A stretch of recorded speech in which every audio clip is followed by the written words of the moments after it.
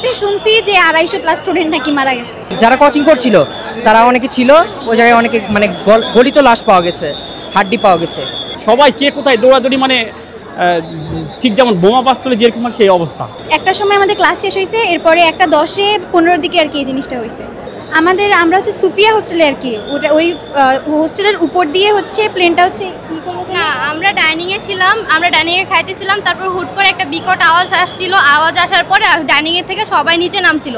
নিচে নামার পরে সবাই দেখতেছিল যে একটা বিল্ডিংয়ে হচ্ছে হায়দার আলীর পাশে আর প্রিপারেটরি ইংলিশ ভার্সনে হচ্ছে আগুন ধরছিল।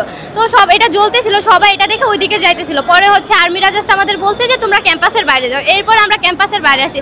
এখন আর ক্যাম্পাসের ভিতরে খবর আমরা জানতেছি। এমনিতে শুনছি যে 250+ স্টুডেন্ট নাকি মারা গেছে। 30-এর ভিতরে ঘটনা ঘটেছে। আর হচ্ছে উদ্ধার অভিযান এখনও শিওর হওয়া যায় নাই, কারণ আমরা অন্য ক্যাম্পাসে ছিলাম, তো ওই জায়গা থেকে আসছি।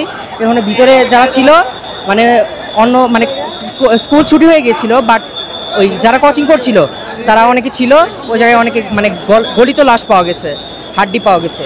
আহত অনেকজন 20+ আমরা শুনেছি, আর নিহত আমরা শুনেছি 7+ হবে। এটা আমরা জানি না ভাইয়া, কারণ আমরা ওই জায়গা থেকে চলে এসেছি, সাথে সাথে আসছি, কারণ মেন টাউনে না। 5-এ পড়ে। আমি ওখান থেকে বাচ্চাটাকে নিয়ে মানে কি বলে ওটা কি বলে ওই মসজিদের সামনে গেছি, মানে 12 নম্বরের মসজিদের সামনে, পিছনেও শব্দটা।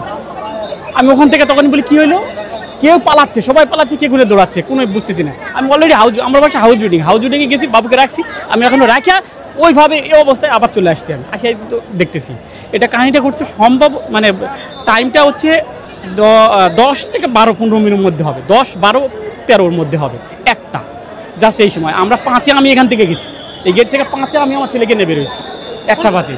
অনেকে বলছেন যে ঘটনার পর প্রচুর আতঙ্ক ছড়িয়ে পড়েছিল, বিষয়টা আসলে আমি আসে দেখি তখন তাই, মানে ব্যাপারটা করে সবাই কে কোথায় দৌড়াদৌড়ি, মানে ঠিক যেমন বোমা বাস্তুলে যেরকম সেই অবস্থা।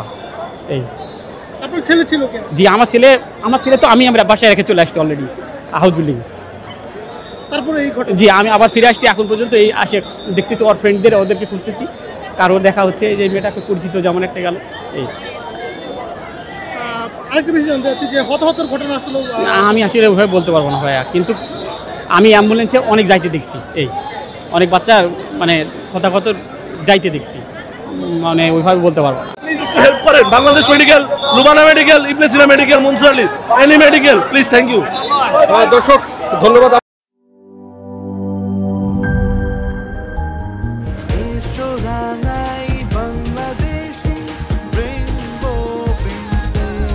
রেইনবো পেইন্টস, ছড়াও জীবনের রং।